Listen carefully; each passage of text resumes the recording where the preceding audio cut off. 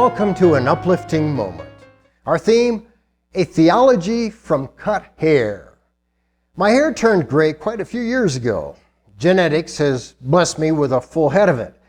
I've heard it said that God only created so many perfect heads among men, and the rest he covered with hair.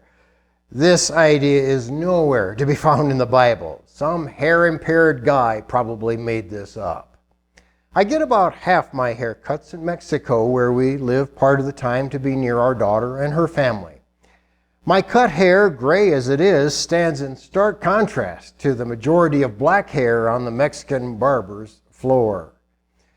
Over the past months, I've washed, combed, and sprayed that hair numerous times, the hair that ended up on the barber's floor.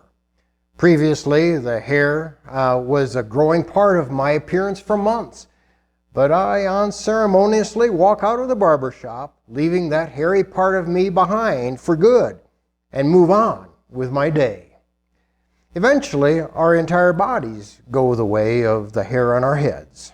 Nothing of our bodies lasts forever.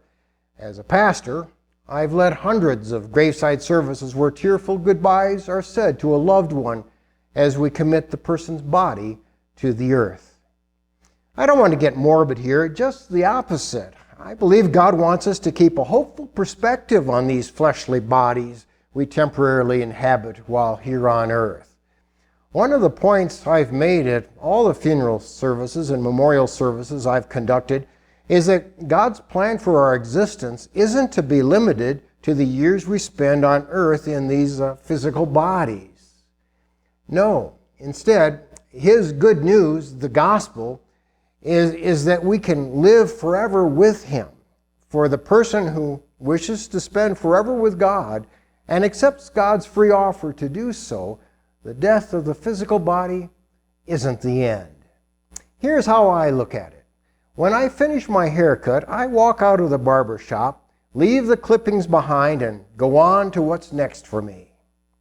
When I die, I'll leave behind this body and go on to what's next for me.